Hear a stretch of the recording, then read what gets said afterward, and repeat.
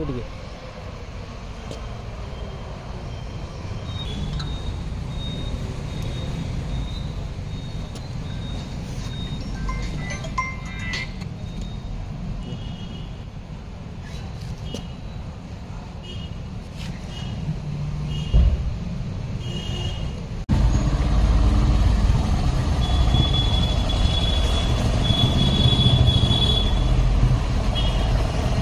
साठी आंदोलन करतायत, कलाकार कमी आणि सामाजिक कार्यकर्ते जास्त दिसत आहेत. काय सांगाल नाट्यगृहाबाबतीत, काय प्रश्न मांडतायत?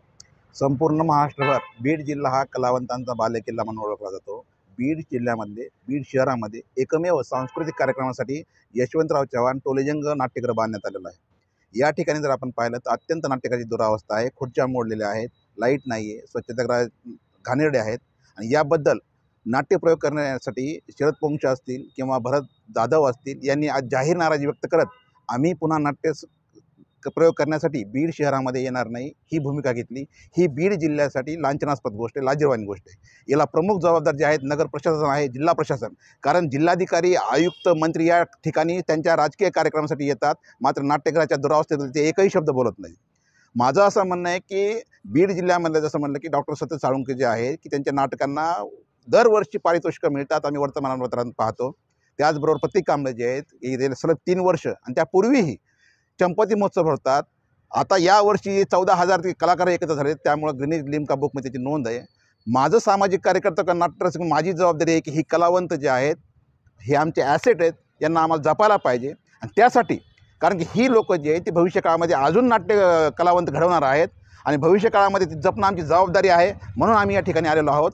आणि दुसरी गोष्ट, गेल्या 15 वर्षामध्ये नेमकं या नाट्यगृहामध्ये कार्यक्रम किती झाले, भाडं किती आलं आणि नाट्यगृहावर किती खर्च केला, गेल्या 15 वर्षामधलं या नाट्यगृहाचं ऑडिट करण्यात यावं ही आमची प्रमुख मागणी आहे. कारण की हे नाट्यगृह बीडच्या कलावंतांनासुद्धा भाडे आकारणी त्यांना सवलत देत नाही, मात्र त्या ठिकाणी राजकारणी लोकांचे मोफत कार्यक्रम होतात, असा गंभीर आरोप कलाकारांना सुद्धा आहे आणि हे खरंसुद्धा आहे. दुसरी गोष्ट, राजकारण्यांच्या नादामध्ये ज्याप्रमाणे बीडची दुरावस्था झालेली आहे, आमचं असं आव्हान आहे, राजकारणाविषयी आम्ही सामाजिक कार्यकर्ते म्हणून बोलणार नाहीत, परंतु सर्व बीड जिल्ह्यातले राजकीय पक्ष असतील नेते, जसं आम्ही या पाठीमाग म्हणलं की अजितदादा पवार पालकमंत्री आहेत, एकनाथजी शिंदे नगरविकास मंत्री आहेत, त्याचबरोबर सांस्कृतिक मंत्री आशिष शेलार जे आहेत, सर्वांनी एकत्र येऊन या नाट्यगृहासाठी दुरुस्तीसाठी सगळे राजकारणाचे जोडे बाजूला ठेवून या ठिकाणी यावं आणि नाट्यगृह रसिकांसाठी, नाट्य कलावंतांसाठी उघडं करून द्यावं ही आमची प्रमुख मागणी आहे.